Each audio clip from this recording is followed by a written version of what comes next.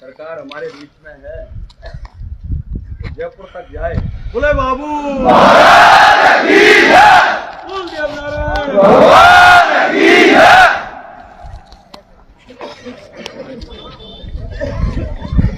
आदरणीय पंच पटेलों, माननीय विधायक महोदय जी,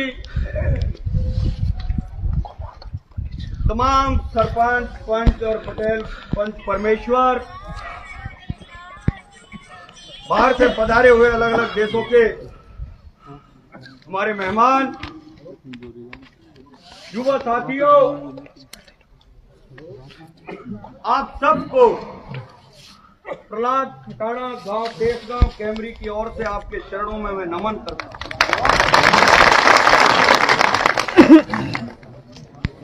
ये बाबू महाराज का बहुत पवित्र स्थान है। हमारा मान और सम्मान तो जा ही रहा है, लेकिन जब हम यहाँ इस स्थान के सामने बैठे हैं तो कोई भी बात अपने मुंह से की जाए, उस पर पालन किया जाए, चाहे हमारी जान चली जाए, नहीं तो बात मत।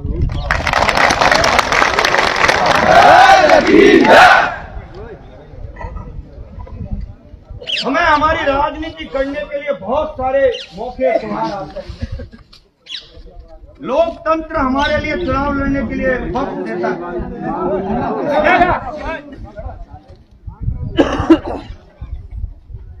लेकिन आज जिस पीड़ा से समाज गुजरा और ये जो वर्ल्ड सेंचुरी मुद्दे को लेकर के आप बैठे हो, सुना तो मैंने भी बहुत पहले से था,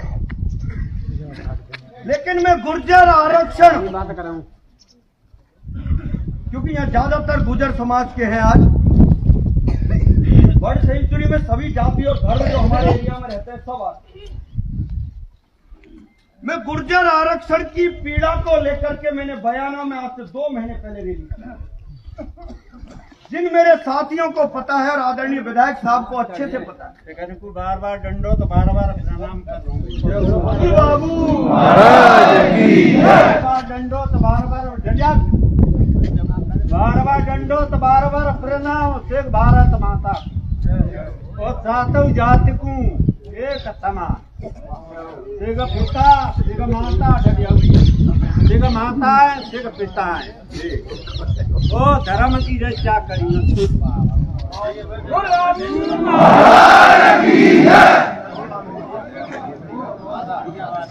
जब मैं ये साक्षात बाबू महाराज ये आशीर्वाद दिया है, जब मैं बयान की धरती पर गुर्जर आरक्षण रैली कर रहा था, मैं आपकी बात पर जरूर आऊं। उसका उद्देश्य था कि आरक्षण को नवी अनुसूची में डलवाया जाए। वो आरक्षण आज सुप्रीम कोर्ट में अंतिम सांसें गिन रहा है, कभी भी खत्म हो सकता है। सरकार सरकारी नौकरियां निकाल रही है, 80,000 नौकरी। कोई बताए सरकार में बैठा हुआ आदमी कि क्या गुर्जरों के एमबीसी आरक्षण को 5% की नौकरी मिल रही है? नहीं मिल रही। 4,000 नौकरियों के लिए दर दर भटकता मेरे समाज का युवा, जिसने अपनी परीक्षाएं पास कर ली, लेकिन कोई भी आदमी उनकी लड़ाई के लिए नहीं बोल रहा था। आरक्षण संघर्ष समिति के नेता अपनी राजनीति में लग गए थे, चुप हो गए थे। 1 साल हो गई सरकार बने, कोई नहीं बोल रहा था। तब वो लड़के आए, उन्होंने कहा भाई प्रहलाद खटाना, जब कर्नल किरोड़ी सिंह बैसला, मैं मेरे मन का दर्द भी कहना चाहता हूं, क्योंकि मेरा समाज और परिवार के बाबू महाराज साक्षी में झूठ बोल रहा हूं। बाबू महाराज वो शक्ति है, कोड़ी को काया देता है, पांच को बेटा देता है। जब कर्नल किरोड़ी सिंह बैसला 2013 में घर बैठ गया था, मैं अच्छा कैसा धंधा कर रहा था जयपुर में, गरीबी में पैदा हुआ था, आप जैसे किसान पटेल। उसने कहा कि खटाना, मुझे तेरे जैसे एक युवा की जरूरत है जो समाज के लिए लड़े। मैं मेरा तमाम काम धाम बंद करके उस लड़ाई में लड़ गया। 2015 में रेल रोको आंदोलन किया पंचो, सब नेता चले गए थे। पहली बार इस कौम को 1% आरक्षण मिला था, उसके बाद आरक्षण में नौकरियां मिलना शुरू हुई। कर्नल साहब इस दुनिया से चले गए, कौन लड़ता? समाज के पढ़े लिखे बुद्धिजीवियों ने कहा, एमएलए साहब जैसे ने कहा, किसी को लड़ना पड़ेगा इस कौम के लिए आगे होकर। मैंने संकल्प लिया कि इस कौम के लिए लड़ूंगा, चाहे मेरी जान चली जाए। मुझे आज 2 महीने हो गए बयाना में रैली की, हिंडौन में रैली की। वहां लोग कहने लगे, डांग क्षेत्र के लोग, कि जब हमारे समाज की बहन बेटियां लकड़ियां लेने जाती हैं, वन विभाग के लोग उन लकड़ियों को रखवा लेते। इससे शर्म की बात क्या हो सकती है? खून जम गया इस कौम के लीडरों का। तो भाई खोल के बोल लियो, खून जम गया था, कोई बोल नहीं रहा था। आदरणीय पंचो, बाजना के चौक में, मावई घाट का बाजना का चौक पड़ता है, आप जानते होंगे। बाजना के चौक में पंचायत हुई पिछली 29 तारीख, जिस तरीके से आज आप लोगों की, उस पंचायत में पहुंच करके निर्णय लिया गया और उस पंचायत में वहीं पर एसडीएम को बुलाया गया, शासन प्रशासन को बुलाया गया और मैसेज देकर के कहा, आदरणीय एमएलए साहब आपने अखबार में पढ़ लिया होगा,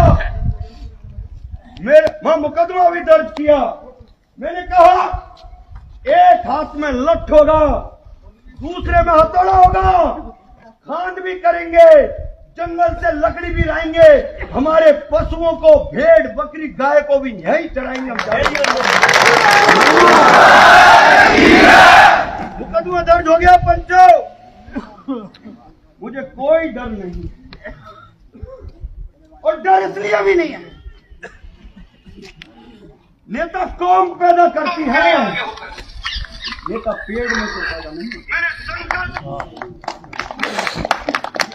ये वीर बहादुर कौम, इसका इतिहास अगर पढ़ा जाए, आदरणीय शेखर साहब, ये गुर्जर प्रतिहार वंश आपने 6वीं शताब्दी से 13वीं शताब्दी तक पढ़ा होगा।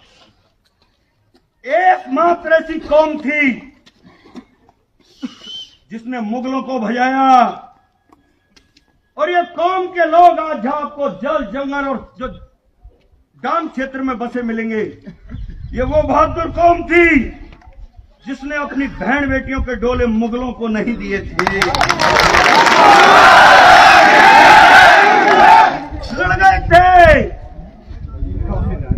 अंग्रेजों से भी लड़े थे। मुझे गर्व है कि मैंने वीर कौम का बेटा हूं, इसके लिए कुर्बान भी हो जाऊंगा। तो बाबू महाराज की कसम खा के कहता हूं कि मुझे आत्मा में बहुत बड़ा संतोष, और इससे बड़ा कोई पद नहीं होगा। इतिहास बहुत सुनहरा पुराना। आदरणीय पंचों, मासलपुर में 9 तारीख को हमने रैली की, बुलाया प्रशासन को, और सुनो, ये बर्ड सेंचुरी आज 2-5 साल से नहीं आई है। लगभग 32 वर्ष पहले इस देश में राजीव गांधी जी की सरकार थी। यूएसए अमेरिका की सरकार से लगभग 10,500 करोड़ रुपए सरकार ने दिया था। आदरणीय पंचों, उस वक्त भी हमारे ही लोग हमारे ऊपर राज कर रहे थे। लोकतंत्र में एमएलए एमपी हमारे होने चाहिए, इसमें कोई, लेकिन दुर्भाग्य रहा कि सेंचुरी पर भी उन लोगों के लिए हस्ताक्षर है। लगा बयाना की धरती से और चंबल से बिहार तक निकल जाएगी। लोग कहते रहे धौलपुर और बिहार के लोग तो लड़ाइयों के लिए जाने जाते, हथियारों के लिए जाने जाते हैं। अरे इस कौम का दर्द कौन पहचानेगा रे? पूछना चाहता हूं मैं सत्ता में बैठे हुए लोगों को, लगाओ मुकदमे। एमएलए साहब हमारे बीच में बैठे हैं। एमएलए साहब कह देना विधानसभा चलने वाली है कि या तो मेरे एरिया के लोगों को वर्ल्ड सेंचुरी से निकाल देना, नहीं तो याद रखो रे वन विभाग के लोगों, बाबू महाराज पर कह रहा हूं, माननीय विधायक साहब की मौजूदगी में कह रहा हूं, और आदरणीय पंच पटेलों ध्यान रखना, या तो आज से ही वन विभाग के लोग एरिया छोड़ के चले जाएंगे, क्योंकि हमारे बीच में मेरे साथ इनसे बड़ी सरकार कोई है नहीं है। मैं कहना चाहता हूं, या तो आज से ही वन विभाग के लोग छोड़ के चले जाना, नहीं तो एमएलए साहब कह देना मुख्यमंत्री से विधानसभा में, ये पशुपालक समाज है, इस डांग से गायों को लेकर के ये गाय पालक समाज जयपुर के लिए कूच करेगा। भजन लाल सरकार तू चराना इन गायों को, जब पता लगेगा कि डांग के लोग क्या करते हैं। तैयार हो?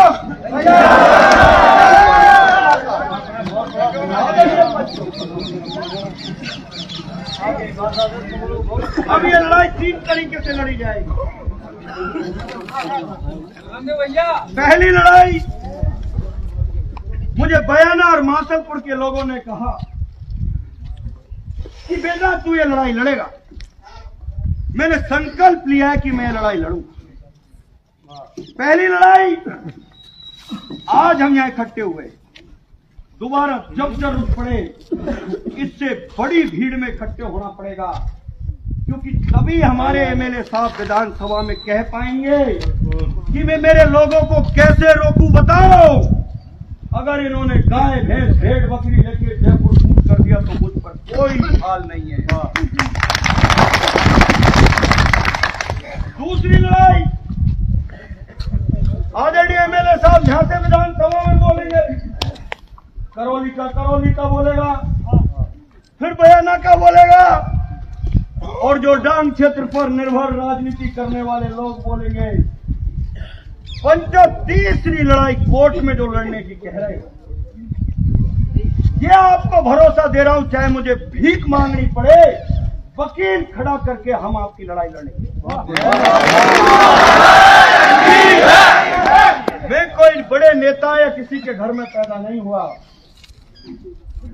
मैं आदरणीय एमएलए साहब की सोच बड़ी मानता हूं। मेरी और इनकी मुलाकात पहली बार आज पाऊं महाराज। आज से पहले मैं कभी मिल नहीं पाया, मेरे मन में बहुत दर्द और पीड़ा थी, लेकिन मैं इनकी सोच बड़ी मानता हूं। इन्होंने मुझे कई बार मेरा हौसला बढ़ाया, फोन करके कहा कि प्रहलाद जो तू लड़ाई लड़ रहा है, जरूरत पड़े मेरी तो मुझे बता देना। इसके लिए धन्यवाद देना। आदरणीय पंचर समाज के लोगों, हमारे लोगों को मजबूत करने की जरूरत है, टांग खींचने की जरूरत है। मेरे टांग के पंचों में तुम्हारे चरणों में नाक रगड़ के कहना चाहता हूं, ये लड़ाइयां छोड़ दो रे। अरे आपस में लड़ना बंद कर दो, इन बच्चों को पढ़ा दो, इस कौम का भला हो जाएगा। मैं बाबू महाराज के सामने करो, मेरे दिल में दर्द है, मैं सुनता हूं। मत लड़ो आपस में। हमें पहले भी बड़े बड़े लोगों से लड़ना पड़ा और आगे भी लड़ना पड़ेगा, क्योंकि ज्यादा दिन नहीं है। अब अगले 10 साल में ये सरकारें हमें बेघर कर देंगी, हमारे घरों को उजड़ कर देंगी, ये याद रखना। समय था, निकल गया। ये तो अभी शुरुआत है कि वन विभाग के लोग परेशान हैं। ये जंगली जानवर सुअर छोड़ दिए, कन्हार वगैरह छोड़ देंगे, लाइट बंद हो जाएंगी। दुर्भाग्य ये है, एक गांव में 5 लोगों ने थोड़ा सा पैसा क्या कमा लिया, धौलपुर जयपुरों में घर क्या बना लिए। वो 5 लोग हमारे पूरे समाज को देखने का काम कर रहे हैं। ये एक जगह की बात नहीं है, हर जगह की बात है। लेकिन पंचों, 5 के चक्कर में 95% लोगों का बुरा नहीं होने देंगे, नहीं होने देंगे, नहीं होने देंगे।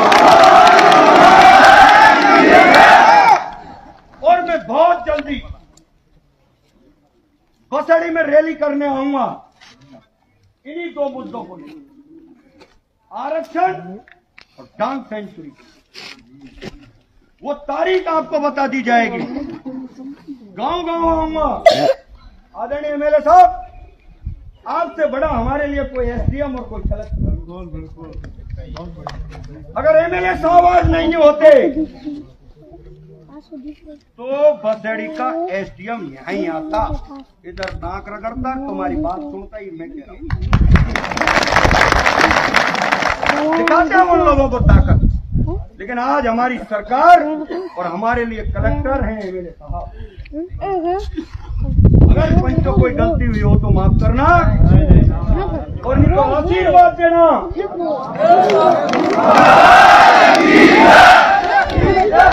गरीब के घर में पैदा जरूर हुआ हूँ, लेकिन इस कौम के लिए लड़ना चाहता हूँ। चाहे इसमें मेरी जान भी जाएगी तो उससे बड़ा मुझे कोई गर्व नहीं होगा। बोल बाबू